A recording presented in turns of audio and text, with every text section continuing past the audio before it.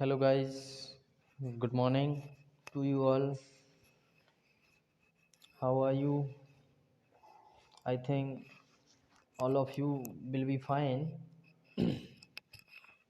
I hope you will feeling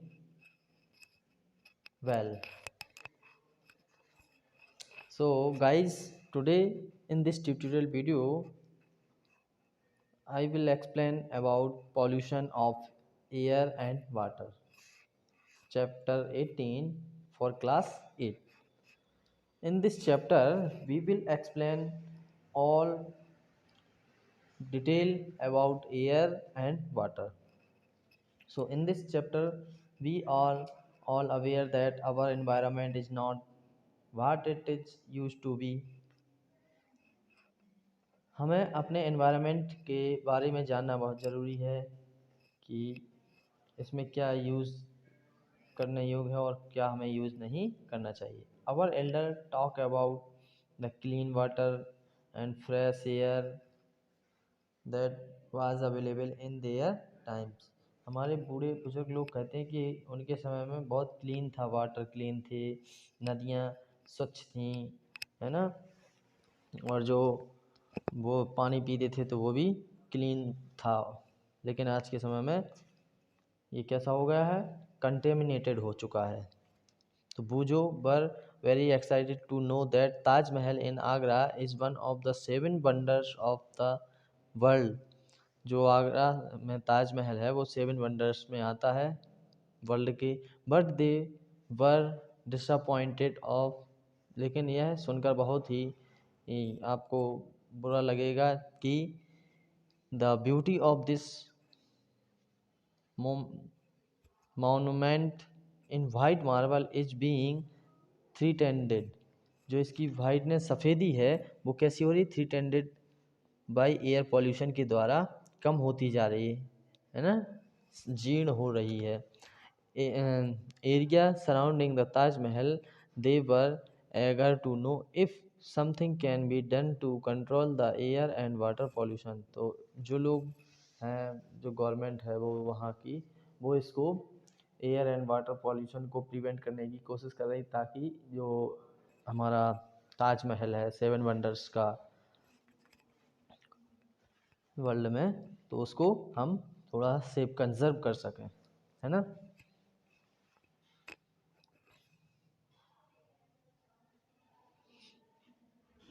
We shudder to imagine a time when clean air and water may no longer be available. हम सोचें यदि कि जब हमारे पास शुद्ध हवा और प्योर वाटर ना हो तब क्या होगा.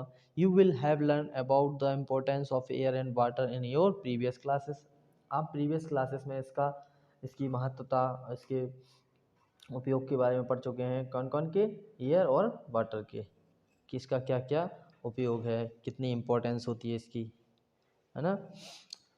इन this chapter we will study about the harmful changes taking place in our surrounding and their effects on our life. ठीक, तो अब हम बात करते हैं first of all air pollution 18.1. तो we can survive the some time without food. हम बिना भोजन के कुछ समय तक सर्वाइव कर सकते हैं, लेकिन हम कुछ समय के लिए और कुछ मिनट के लिए हवा के बिना जीवित नहीं रह सकते हैं. This simple fact tell us how important clean air is to us. तो यही फैक्टर हमें बताता है कि शुद्ध हवा हमारे लिए कितनी आवश्यक है. यू ऑलरेडी नो, आप जानते हैं कि एयर में क्या क्या होता है. एयर मिक्सचर है, किसका, गैसेस का, जिसमें वॉल्यूम में जो वॉल्यूम होती है एयर की वो कैसी होती है, 78% क्या होती है उसमें, जिसमें 78% क्या होती है, nitrogen, and 21% oxygen, other carbon dioxide, argon, methane, ozone, water vapour, and also present in very small quantities other gases, है ना. यदि हम बात करते हैं कि 78%, तो 78% टोटल कर लेंगे, 78, 21 एंड कितने हो गए, 9 और 9, मतलब 99% तो ये इन दो गैसेस ने कवर किया हुआ है। बाकी जो बची हुई हैं 0.003% क्या होती है, CO2। यदि ये बढ़ जाती है तब भी हमें थोड़ा सा नुकसान होने लगता है ना। इसलिए हमें क्या ज़रूरी है, ऑक्सीजन बहुत ज़रूरी है। तो ये सब गैसेस होती हैं। जैसा कि आप इस फिगर 18.1 में देख रहे हैं, you have covered your nose while passing brick kiln emitting smokes or started coughing while walking on the busy road। जब आप इस तरह के रोड से गुजरते हैं तो आप अपनी नाक मूंद लेते हैं, बंद कर लेते हैं, है ना, और आपको ठसका आने लगता है ना। क्यों आता है? क्योंकि जो रोड होता है बहुत बिजी होता है, उस रोड पर कौन सी गैसेस निकलती हैं, सल्फर डाइऑक्साइड, नाइट्रोजन डाइऑक्साइड, ये सभी गैसेस वाहनों से जो है प्रोड्यूस होती हैं, पेट्रोल डीजल से जो चलने वाले वाहन होते हैं। तो इसके लिए on the basis of your experience compare the quality of air at the place given below. एक पार्क की और एक बिजी रोड की क्या डिफरेंट होता है? वहाँ बहुत बिजी रोड पर क्या होती है, बहुत ज़्यादा मात्रा में गैसेस होती हैं हार्मफुल, लेकिन पार्क में क्लीन एयर होती है।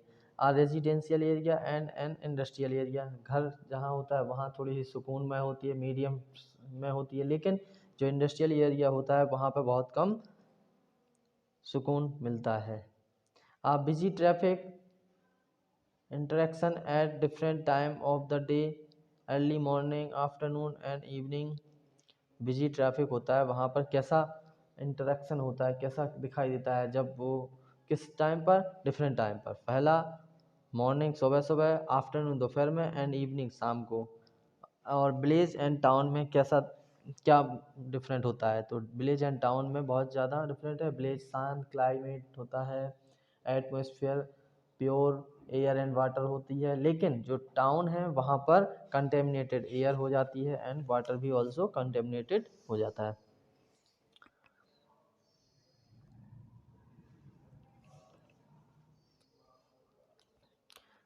आपका एक परीक्षण है इन दिस ऊपर की एक्टिविटी में, कुड बी द डिफरेंसेस, क्या आपको कुछ अंतर मिले हैं? तो ऐसे ही अंतर मिलते रहते हैं। Do you know where the smoke could have come from? Smoke कहाँ से आता है? Addition of the such substance that the atmosphere modifies it, then air is contaminated by unwanted substances which have a harmful effect on both the living and the non-living. It is referred to as air pollution। जो unwanted substance होते हैं वो क्या होते हैं? जब जलते हैं हार्मफुल इफेक्ट्स छोड़ते हैं, किस पर? लिविंग थिंग पर और नॉन लिविंग थिंग पर, दोनों पर ही वो क्या करते हैं? हार्मफुल इफेक्ट्स छोड़ते हैं। How does get air polluted? अब बात करते हैं कि हवा जो है कैसे पोल्यूटेड होती है। जैसा कि आप इस फिगर में देख रहे हैं, चिमनी से निकलने वाला धुआं, वाहनों से निकलने वाला धुआं क्या करता है? हवा को, जो पोल्यूटेड धुआं निकलते हैं वो एयर में मिक्स हो जाते हैं। अब हम जानते भी हैं कि एयर क्या होती है? मिक्सचर होती है गैसियस का।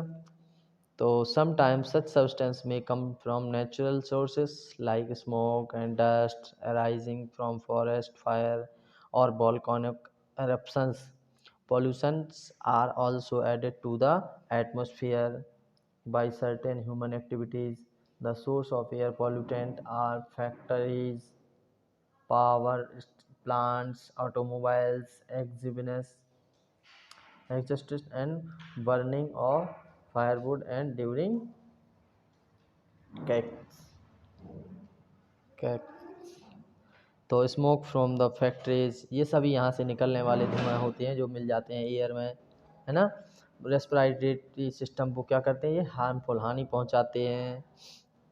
तो ये कैसे हानि पहुँचाते हैं इसके बारे में, जब हम सांस लेते हैं इस एरिया से निकलने पर या कहीं भी, तो ये उड़ करके उस एरिया में जाते हैं और इनमें जो मॉलिक्यूल होते हैं, छोटे छोटे से एयर मॉलिक्यूल होते हैं जिसमें sulphur dioxide, nitrogen dioxide carbon dioxide जैसी गैसेस होती हैं हार्मफुल, तो वो क्या करती हैं, हमारे लंग्स में इन्फेक्शन क्रिएट करने लगती हैं।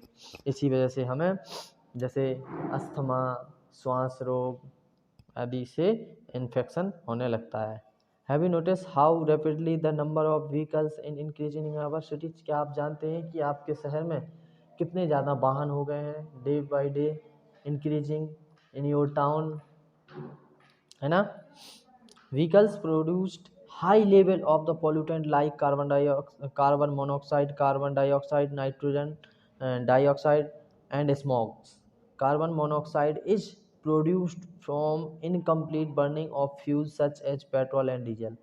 जो पेट्रोल और डीजल होता है उसमें क्या होता है, वो पूरी तरह से नहीं जलता है, तो उसमें क्या बनता है, कार्बन मोनोऑक्साइड गैस बनती है, हैं? It is the poisonous gas, poisonous यह जहरीली होती है। It reduce the oxygen carrying capacity of the blood. यह क्या होती है, रिड्यूस करती है ऑक्सीजन, जो ब्लड वेसल्स होती हैं उसमें ऑक्सीजन की सप्लाई को कम कर देती है। कौन? Carbon monoxide. Do you know, क्या आप जानते हैं, if the vehicle registered in Delhi are line up one after the other, the total length would be nearly equal to the combined length of the two longest river in the world, Nile and Amazon.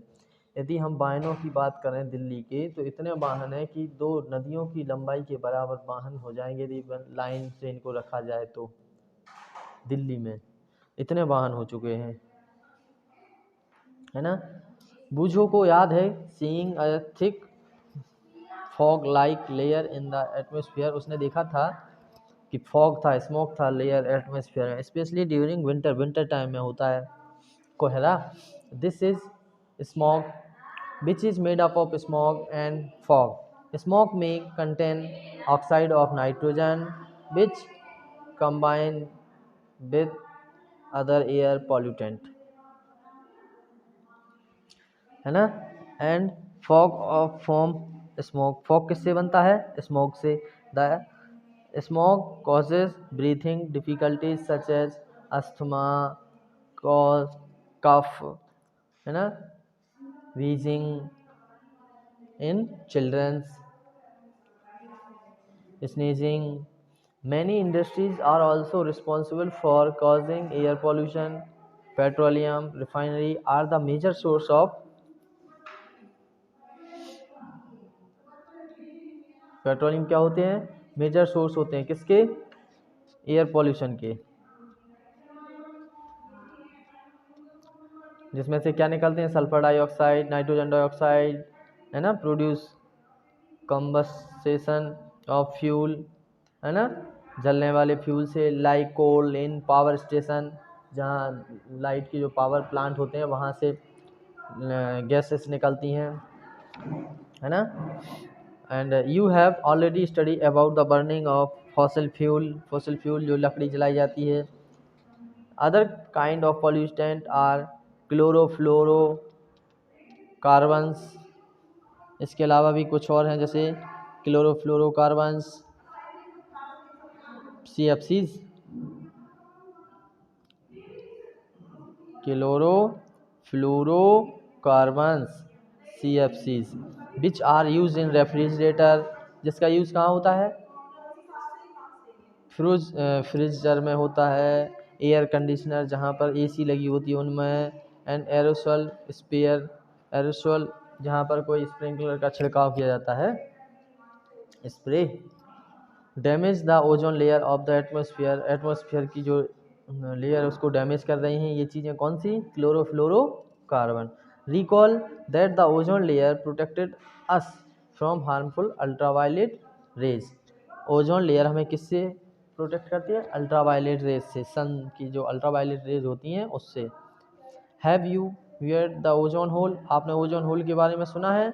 Ozone hole एक ऐसा whole है जो हमारे ozone layer में chlorofluorocarbon की वजह से continuously increase हो रहा है, पॉल्यूटेंट की वजह से, जो अल्ट्रावायलेट रेज को रोक पाने में सक्षम नहीं हो पा रहा है और जो जिसकी रेडिएशंस हम तक पहुंचने लगी हैं, जिससे ह्यूमन स्किन्स डिसीज में इंक्रीजमेंट हुआ है। ठीक है ना। तो try to find out about it. Thankfully less harmful chemicals are non being used in place of CFCs। CFCs के बदले में कोई और चीज़ यूज़ करें, है ना। कैसी कोई चीज़ है जो CFC के अलावा भी हम यूज़ कर सकते हैं। In addition to the above mentioned gases, automobile which burn diesel, petrol also produce tiny particles which remain suspended in air for long periods। इसका मतलब है कि गैसेस के जो ऑटोमोबाइल हैं विच जो जल जाती हैं, डीजल एंड पेट्रोल बनाती हैं, ऑल्सो प्रोड्यूस टिनी पार्टिकल, उनमें छोटे छोटे पार्टिकल्स बनते हैं, विच रिमेन जो छूट जाते हैं, सस्पेंडेड फ्रीली एयर में, हवा में, लॉन्ग पीरियड लंबे समय के लिए, दे रिड्यूस विजिबिलिटी, वे दिखाई भी देते हैं कभी कभी, है ना। When inhale they cause disease, जब वे अंदर लिए जाते हैं, इनहेल किए जाते हैं, इनहेल मतलब इनहेलेशन एंड एक्सहेलेशन, जानते हैं। तो इनहेल मतलब श्वास अंदर लेना और एक्सहेल मतलब बाहर छोड़ना। तो इनहेल के द्वारा जो क्या करते हैं, डिसीज क्रिएट करते हैं। Such particle are also produced during industrial process like steel making, mining power जानते हैं, खदानों में कोयले की plant give out tiny ash, जो क्या छोड़ती हैं, एक राख छोड़ देते हैं, आस, ठीक है ना। Particles which also pollute the atmosphere, जो क्या करती है, एटमोसफेयर को पॉल्यूट कर देती है। अब एक्टिविटी हम इसमें देखें,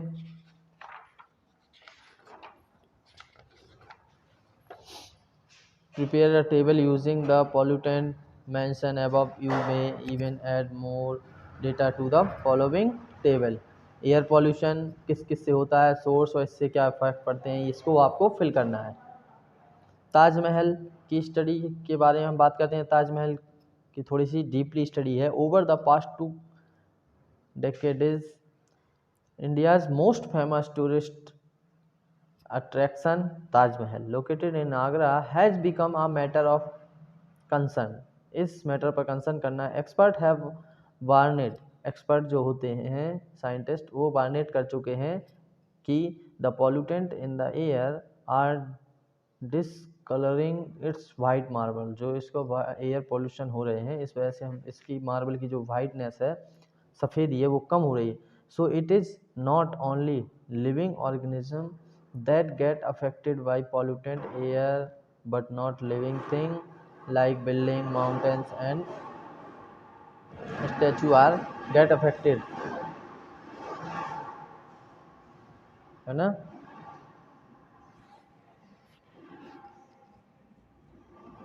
यह केवल ऑर्गेनिज्म, लिविंग ऑर्गेनिज्म को ही नहीं बल्कि यह नॉन लिविंग ऑर्गेनिज्म को भी अफेक्ट कर रही है। कौन, एयर पॉल्यूशन करती है।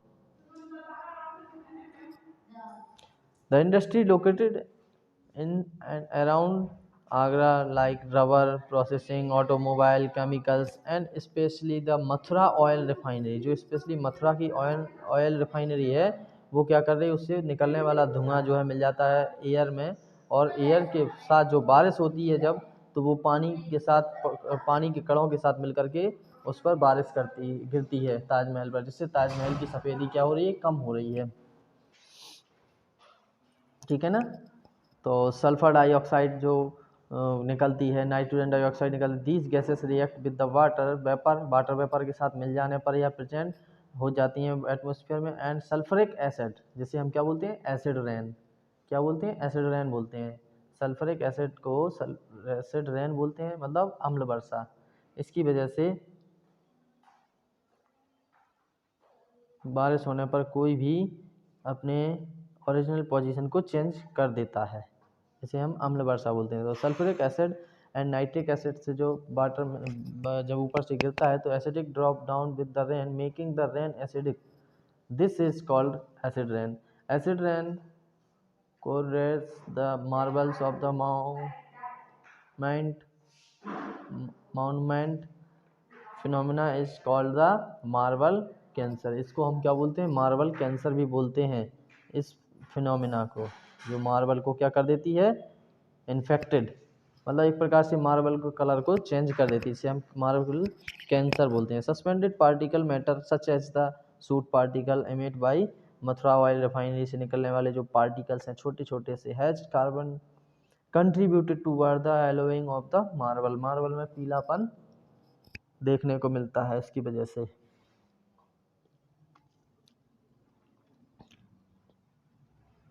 ठीक, अब हम बात करते हैं next. The supreme court has taken several step to save the Taj Mahal, it has, जो सुप्रीम कोर्ट है उसने ताजमहल को बचाने के लिए क्या क्या उपाय दिए हैं। Ordered industry to switch to cleaner fuel, fuel को क्लीन करने के लिए लाइक सीएनजी का यूज़ करना चाहिए, नेचुरल गैस का, कंप्रेस्ड नेचुरल गैस का यूज़ करना चाहिए, एंड एलपीजी लिक्विड पेट्रोलियम का गैस यूज़ करें, मोर एवर जहाँ तक संभव हो, है ना। The automobile should switch over the unleaded petrol in the Taj Mahal zone, जो ताजमहल है उस एरिया में पेट्रोल डीजल से चलने वाली चीज़ों पर क्या लगा दी गई है, रोक लगा दी गई है, वहाँ पर केवल सीएनजी ही अलाउ की गई हैं, जिससे गैस बनेगी नहीं और अम्ल वर्षा नहीं होगी, इससे ताजमहल की सुंदरता बरकरार रहेगी। डिस्कस, इससे पहले 20-30 साल पहले के बारे में डिस्कस करेंगे, प्रोसेस पिक्चर द ताजमहल की, ताजमहल कैसा था 10-20 साल पहले, और भी सुंदर था, वाइट वाइट बिल्कुल प्योर वाइट दिखाई देता था। अब हम बात करते हैं ग्रीन हाउस इफेक्ट्स की, तो ग्रीन हाउस इफेक्ट्स क्या है। Next, you know that the sun rays warm the earth surface, है ना। ग्रीन हाउस इफेक्ट्स क्या है, जैसे मान लीजिए earth surface, part of the radiation that fall on the earth is absorb by it, जैसे कि मान लीजिए मैं ये आपको एक सरफेस बनाता हूँ, ये क्या है, ये एक प्रकार का क्लाइमेट है, ये अर्थ सरफेस है, ठीक है ना। जब अर्थ सरफेस से रेडिएशन, सन से जो आने वाली रेडिएशंस होती हैं इस तरह से वो इस पर एब्जॉर्ब कर ली जाती हैं, किसके थ्रू, अर्थ के थ्रू, है ना। और होने के बाद जैसे इस पर इन्वायरमेंट कार्बन मोनोऑक्साइड की क्वांटिटी बढ़ जाती है, कार्बन डाइऑक्साइड बढ़ जाती है इसमें, तो ये यहाँ पर क्या बना लेती है, एक क्लाउड, क्या बना लेते हैं, क्लाउड बना लेते हैं। क्लाउड बनाने के बाद जैसे ही ये रिटर्न होने की कोशिश करते हैं तो ये वहाँ टकरा कर के इतने जो क्लाउड इस तरह से बन जाते हैं कि ये इनको वापस स्काई में एंटर नहीं करने देते हैं और फिर से पुनः इसको अर्थ पर फॉल कराते हैं, और अर्थ पर फॉल होने के बाद वे फिर से वहीं टकराते हैं और इसी तरह से अर्थ पर हर जगह क्या वार्म अप, गर्मी मतलब हीट पैदा होने पर मजबूर कर देते हैं। तो a part of radiation that fall on the earth is absorbed by it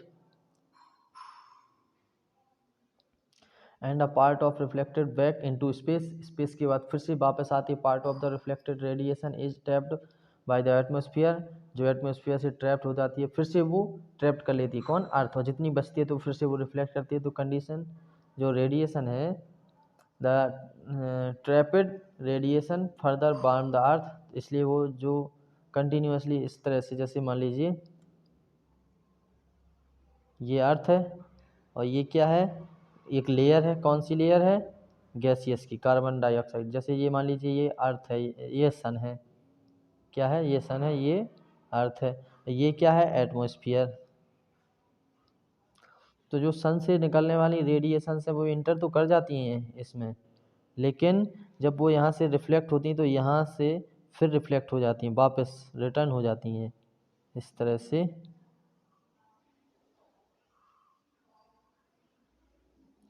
और वो रिटर्न होकर के यहीं के यहीं वापस आ जाती हैं अर्थ पर, इस तरह से, इस तरह से।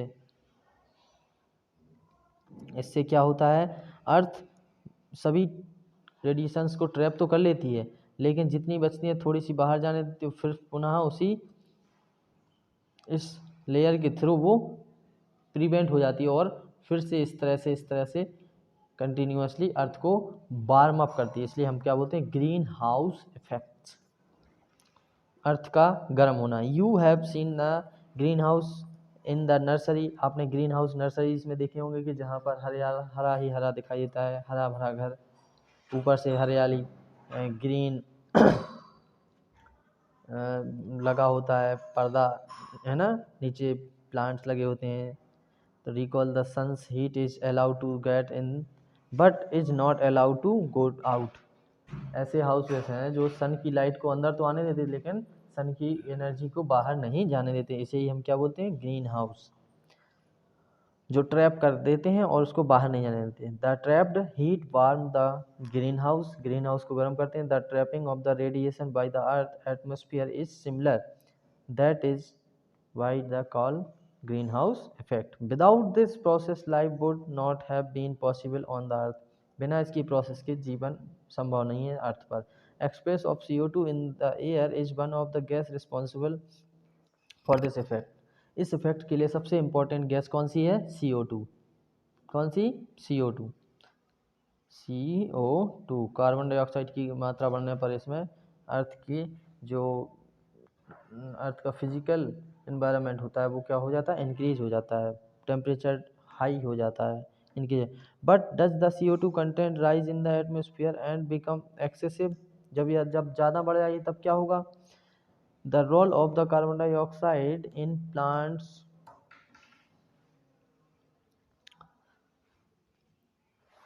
but if there is excessive of CO2 in the air it act as a pollutant, यह एक प्रदूषक की भांति काम करने लगती है। जब कार्बन डाइऑक्साइड की मात्रा क्या हो जाती है, इंक्रीज हो जाती है, यहाँ पर क्या हो जाती है, इंक्रीज हो जाती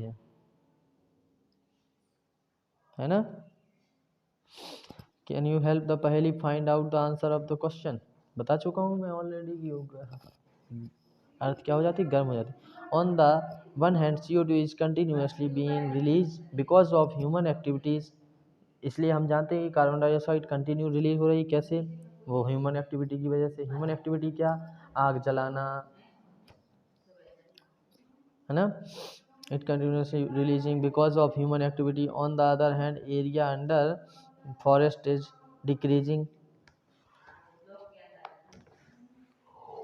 दूसरी तरफ क्या हो रहा है, जो फॉरेस्ट है वो कम हो रहे हैं, है ना। Plant utilize CO2 from the atmosphere and photosynthesis thereby decreasing the amount of CO2 in the air. Deforestation lead to an increase the amount of CO2, जब फॉरेस्ट क्या होंगे, कम होंगे, जब फॉरेस्ट कम होंगे तो प्लांट्स कम होंगे तो वो कार्बन डाइऑक्साइड का फोटोसिंथेसिस में कम यूज़ होगा। जब फोटोसिंथेसिस में CO2 का यूज़ कम हुआ तो वह क्वांटिटी में इंक्रीज हो जाएगी, और जब क्वांटिटी में इंक्रीज हो जाएगी तो इस तरह से पॉल्यूटेंट का काम करेगी, जो ग्रीन हाउस इफेक्ट को लीड करने में बहुत महत्वपूर्ण योगदान देगी। समझ गए। तो CO2 भी एक प्रकार से बहुत हार्मफुल है। तो अब बात करते हैं हम ग्लोबल वार्मिंग की। जब CO2 ज़्यादा बढ़ जाएगी तो ग्रीन हाउस इफेक्ट से, ग्रीन हाउस इफेक्ट क्या होगा, हाई लेवल टेम्परेचर, और जब हाई लेवल टेम्परेचर होगा तो ग्लोबल क्या हो जाएगा, वार्म हो जाएगा, अर्थ गर्म हो जाएगी, और जब गर्म होगी तो other gases like methane, nitrogen oxide and water vapour also contribute. इन सब में ये चीज़ें कौन कौन से योगदान देती हैं, कौन सी गैसेस,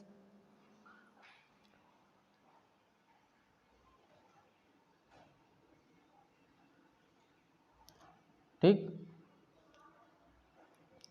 अब हम बात करते हैं global warming a serious threat. कुछ global warming can cause sea level को भी बढ़ाता है। कैसे बढ़ाता है, जब ग्लोबल वार्म होगा तो ग्लेशियर क्या होंगे, मेल्ट होंगे। जो ग्लेशियर हैं, सियाचिन ग्लेशियर, जब वो मेल्ट होंगे तो लेवल, समुद्र का जो लेवल है पानी का वो इंक्रीज होगा। जब समुद्र के पानी का लेवल इंक्रीज होगा तो वो बाढ़ बन करके इधर उधर फैल जाएगा, सब में पानी भर जाएगा, जिससे बहुत सारा नुकसान हो सकता है। इसके अलावा फ्लड आएंगे, है ना, रेनफॉल आएंगे, agriculture, forest, plant and animal, majority of people living in region which are the threatened, जो खतरे में पड़ जाएंगे। थ्रेटेंड मतलब खतरे में, by global warming in the Asia में। A recent climate change report give us only a limited keep to। देखो अभी जैसे हमने सुना था कि उत्तराखंड में ग्लेशियर पिघलने से जो बांध टूट गया और वहाँ पर जो विद्युत बन रही थी वो भी तहस नहस हो गए। तो ये किस वजह से हुआ? ग्रीन हाउस इफेक्ट की वजह से, केवल और केवल green house effect. Green house effect की क्यों? क्योंकि एनवायरनमेंट में कंटिन्यूसली क्या इंक्रीज हुई? CO2 और CO2 की वजह से जो हीट थी सन से आने वाली वो यहीं रुक गई, और यहाँ रुकने के बाद वो ग्लेशियर को मेल्ट करने लगा। जैसे ही ग्लेशियर मेल्ट हुआ तो वो बांध टूट गया, और बांध टूटने से वहाँ पर तबाही मच गई, और कम से कम 80-90 लोग से ज़्यादा, लगभग 150 लोग से ज़्यादा वहाँ पर अपनी जान गंवा चुके हैं। तो अब आप समझ गए हैं। इसके बाद बात करते हैं हम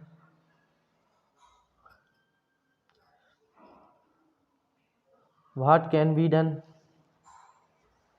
इसके लिए क्या किया जाए कि हम एयर पॉल्यूशन को कम कर सकें। और इसको रोकने के लिए बहुत सारे उपाय हैं, बहुत सी मेथड्स हैं। सबसे पहले there are many success series in our fight against the pollution, air pollution. For example few year ago Delhi was one of the most populated city in the world. कुछ समय पहले दिल्ली क्या थी? बहुत पॉपुलेटेड थी, है ना, वर्ल्ड में। It was being choke by fumes release from automobiles running on diesel and petrol. वहाँ पर डीजल और पेट्रोल से चलती थी। A decision was taken to switch to fuel like CNG। वहाँ पर उनके बजाय क्या यूज़ किया जाने लगा? पेट्रोल डीजल के बजाय CNG गैस यूज़ की जाने लगी, है ना, अनलीडेड पेट्रोल की बजाय। These measure have reduce the cleaner air and odd and even system also be useful in this situation. इस सिचुएशन में ऑड और इवन जो फार्मूला था वो भी एक कारगर साबित हुआ। तो इस तरह से दिल्ली में बहुत सी कॉजेस जो प्रिवेंशन फॉलो किए गए थे, जिसकी वजह से आज हम दिल्ली के जो सबसे ज़्यादा पॉपुलेटेड सिटी मानी जाती है उसको हमने डिक्रीज किया है।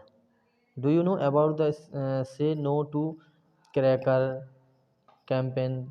हमने एक कैंपेन भी चलाया, कौन से? जिसमें पटाखे मत जलाओ, which was organized by children from many schools. This made big differences to the air pollution level around Diwali के आसपास। ज़्यादा से ज़्यादा पेड़ लगाओ, इस पर ध्यान दिया गया। और आज के समय में देखा होगा कोरोना के बाद जो जितने वाहन रुक गए थे, इतने वाहन रुकने से जो एयर का जो पॉल्यूशन था वो लगभग बहुत ज़्यादा हद तक हमने उसको कम किया है ना। तो ज़्यादा से ज़्यादा पेड़ लगा करके हम इसको कम कर सकते हैं। पब्लिक ट्रांसपोर्ट का ज़्यादा यूज़ करके हम उसको कम कर सकते हैं। जहाँ पर सिग्नल हो वहाँ पर अपने इंजन को हम ऑफ करके उसको कम कर सकते हैं, है ना। और इसके अलावा बहुत सी थिंग्स हैं जिसमें हम एयर पॉल्यूशन को कम करने की कोशिश तो कर ही सकते हैं। इसमें 3R है। 3R का मतलब जिसमें हम रिड्यूस कर सकते हैं, मतलब किसी चीज़ का प्रोडक्शन जो है रिड्यूस करके कर सकते हैं, फिर रीयूज़ करके कर सकते हैं, उसको हम दोबारा से यूज़ करके कर सकते हैं, है ना। Use to carpool to go to school, school जाने के लिए कारपूल का यूज़ कर सकते हैं। और वॉक शॉर्ट डिस्टेंस के लिए, थोड़ी सी दूरी पर चलने के लिए हम साइकिल का यूज़ कर सकते हैं। तो इससे हम एयर पॉल्यूशन को बहुत हद तक कम कर सकते हैं। Okay guys, so let's go on next, water pollution. तो अब हम बात करते हैं वाटर पॉल्यूशन क्या है। तो water pollution is a major pollution for us. Water is a precious resources for us. Think and list the various activities in which we need water. We saw that water is becoming scarce due to increase in population. Water कम दिन प्रतिदिन कम होता जा रहा है, किसकी वजह से? पॉपुलेशन की वजह से, इंडस्ट्रीज एंड एग्रीकल्चर एक्टिविटीज़ की वजह से। You have also studies how water become dirty after we use it. बहुत जगह देखा होगा आपने कि पानी कैसे गंदा होता है। This mean the we are adding some material to water which spoil with quality and change its smell and colour. तो क्या होता है कि जो after we use it washing cloth, हम इसमें कपड़े धोते हैं, नहाते हैं, जिस वजह से यह क्या हो जाता है, गंदा हो जाता है। इसमें डिटर्जेंट से धोते हैं, इसमें हम साबुन से धोते हैं, इसमें हम बहुत सारी चीज़ें हैं जिनसे हम वाटर को क्या कर देते हैं, कंटेमिनेटेड कर देते हैं। ठीक है ना। जैसे हम बात करें गंगा की, तो गंगा नदी जो है, whenever harmful substance such as sewage, toxic chemical, sewage मतलब जो नालियाँ हैं, टॉक्सिक केमिकल्स हैं, गेट मिक्स्ड विद वाटर से जब मिल जाते हैं, और पेस्टिसाइड जब खेतों में मिलाए जाते हैं, और बारिश होने पर खेत में से जो पेस्टिसाइड के मॉलिक्यूल होते हैं पानी में मिलने के बाद वह छोटी छोटी नालियों के थ्रू होते हुए बड़ी नदियों में मिल जाते हैं और एक बड़े समुद्र में जाकर मिल जाते हैं, जिससे मरीन लाइफ बहुत ही अफेक्टेड हो जाती है वाटर पॉल्यूशन से, है ना। तो वाटर पॉल्यूशन से इस तरह से बहुत सी डिसीज़ क्रिएट हो जाती हैं। चिमनियों, फैक्ट्रियों में निकलने वाले कंटेमिनेटेड और वेस्ट जो कहाँ मिलाए दिए जाते हैं, पानी में, इसलिए उनको हमें रोकना है, उनको पानी में नहीं मिलाने देना चाहिए, जो वाटर पॉल्यूटेंट का काम करते हैं। वाटर पॉल्यूटेंट क्या कहलाते हैं, जैसे detergent, sewage, toxic chemical, silt, है ना, मिक्स्ड विद वाटर। चलिए अब हम बात करते हैं activity 18.5, try to collect sample of water from the tap, pond, river, well, lake, और मतलब नल से, तालाब से, रिवर से, कुआं से, लेक, झील से, पोखरन से, इनटू सेपरेट ग्लासेस, अलग अलग ग्लासेस में, कंटेनर्स में रख करके सेपरेट करके, these for smell activity and colour, complete the following table. उनके कलर को फिल करना है, उनको देखना है कौन सा कलर किस में है, इस टेबल में रखना है। How does water get polluted, हम वाटर कैसे पॉल्यूटेड कर रहे हैं, तो study, Ganga is the one of the most famous river in India, it sustain most of the northern, central and eastern Indian population, millions of people depend on its their daily needed. लाखों करोड़ों लोग इस पर depend हैं, है ना। तो जो millions of the people depend on इस पर हैं, जो डेली, जिनकी जीवन में डेली लाइफ हो, जीवन के लिए ये बहुत ज़रूरी है, जिनका जीवन इसी पर डिपेंड है। However recently a study by the world wide found for nature WWE found that Ganga is the one of the most endangered river in the world। Ganga क्या है, मोस्ट endangered, खतरे पर है किस वर्ल्ड में। The pollution level have been rising for many years, बहुत समय से इसमें पॉल्यूशन बढ़ रहा है। we have reached this stage become town and cities, देखो इसमें कैसे बढ़ रहा है। तो जो जितने भी धार्मिक रीति रिवाजों से जो भी होते हैं गंगा में, सभी उनको बहा दिए जाते हैं। इसके अलावा गंगा को पवित्र देवी मानते हैं, और इसी तरह से उसको पवित्र मानने के कारण जो लोग होते हैं कहते हैं कि पापों को धुलती है, इसलिए लोग बाग जो जलने के बाद उसके ऐश और जो जली हुई अस्थियां होती हैं वो गंगा में प्रवाहित कर देते हैं, और प्रवाहित करने के बाद इसमें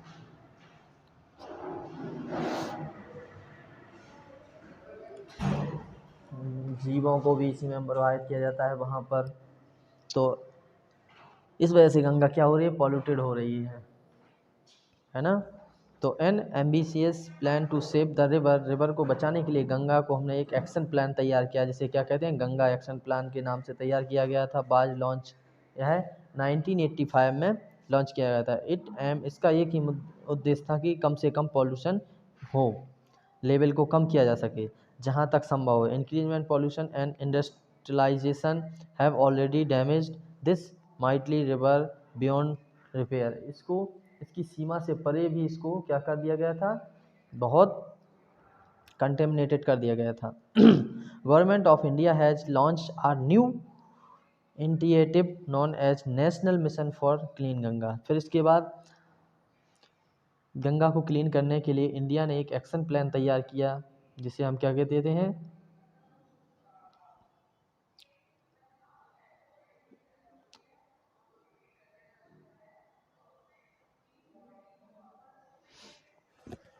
increasing population and industrialization. Government of India has launched a new initiative known as National Mission for Clean Ganga NMCG in 2016 में। इसके तहत take specific example to understand the situation, the Ganga at Kanpur in Uttar Pradesh has one of the most polluted stated of the river. जहाँ कानपुर की जो आसपास है वो इतनी गंदगी है, वहाँ पर इतनी गंदगी थी, लेकिन उसको धीरे धीरे अब कम किया जा चुका है।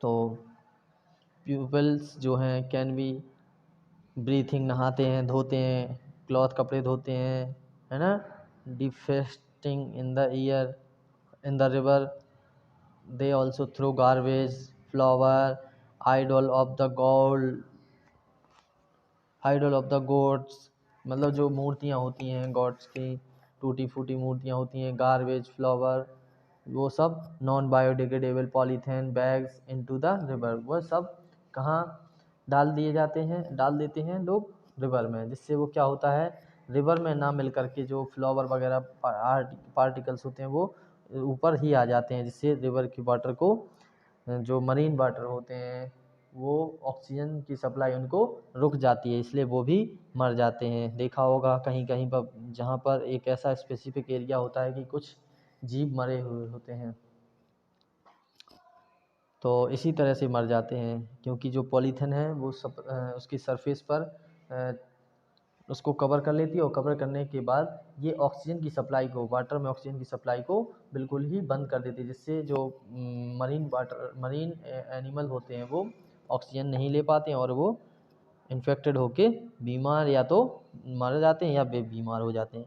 Eight Kanpur the amount of water is comparatively small and the flow of the river is very slow, यहाँ पर बहुत स्लो होती है। In addition Kanpur has more than 5000 industry, Kanpur में 5000 से ज़्यादा इंडस्ट्री हैं। These include fertiliser, detergent, leather, चमड़ा, detergent, Nirma and paint industry, यहाँ पे बहुत सारी पेंट इंडस्ट्री हैं, कलर की, जो केमिकल इंडस्ट्री हैं, जहाँ पर हैं यूनिट्स डिस्चार्ज टॉक्सिक केमिकल, जो क्या करती हैं, निकालती हैं टॉक्सिक केमिकल्स को वेस्ट के रूप में इनटू द रिवर में डाल देती हैं। Based on the above information, think of the answer to the following question. What are the factors responsible for the pollution of air, water? ये तो आपकी एक प्रकार से हम कहें कि प्रोग्रेस है। Many industries discharge harmful chemical into rivers and streams causing the pollution of water. Figure 18.9 example of the refineries, paper factories, toxic and sugar mills, इन सभी से निकलने वाला जो कचरा होता है इसमें मिला दिया जाता है ना। जैसा कि आप इन दोनों स्ट्रक्चर में देख रहे हैं, कैसा यहाँ पे बहुत सी प्लास्टिक पन्नियाँ हैं जो मिशन के थ्रू इसको सफाई की जा रही है गंगा की, और यहाँ पर बहुत सारे कूड़ा कचरा दिख रहा है घाटों पर, तो इससे भी ये कंटेमिनेटेड हो जाती है।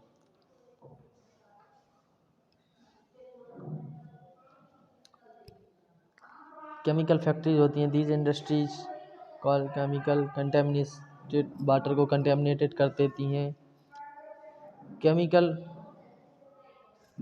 आर्सेनिक होता है जो वाटर में मिलने पर लीड करता है in fluorides which lead to toxicity in plants and animal. जो आर्सेनिक होता है, आर्सेनिक एक केमिकल कंपाउंड होता है जो वाटर में मिलने के बाद मरीन एनिमल्स के द्वारा इसको यदि कभी खा लिया जाता है तो वो इन्फेक्टेड हो जाते हैं, और उन्हीं मरीन एनिमल्स को जो फिश होती हैं उनको लोग बाग खा करके डिसीज़ और इन्फेक्टेड हो जाते हैं। इसीलिए तो ये पॉल्यूटेंट हमारे लिए बहुत ही घातक सिद्ध हो रहा है ना। तो इसके लिए हमें सबसे पहले क्या करना है, डू यू नो, क्या आप जानते हैं, hot water can also be pollutant, जो गर्म पानी है वो भी पॉल्यूटेंट होता है। This is usually water from power plants and industry, से निकलने वाला जो वाटर होता है वो कैसा होता है, हॉट होता है। It is release into the river, it raised the temperature of the water body adversely affecting the animal and plant living it. अब हम बात करते हैं कि what is the portable water and how it is water purify. तो what is the portable water and how it is water purify. Water purify करने के लिए क्या कर सकते हैं हम, वाटर को प्यूरिफाई करने के लिए उसको हम रिड्यूस कर सकते हैं, कम यूज़ कर सकते हैं, है ना। वाटर का यूज़ जो केमिकल कंपोनेंट्स हैं और इंडस्ट्रीज से निकलने वाले कचरे को हम एक जगह कलेक्ट कर सकते हैं, नदियों से इनका कनेक्शन तोड़वा सकते हैं, है ना। और इसके अलावा भी बहुत सारे ऑप्शंस हैं जो आप इसमें यूज़ कर सकते हैं। फिर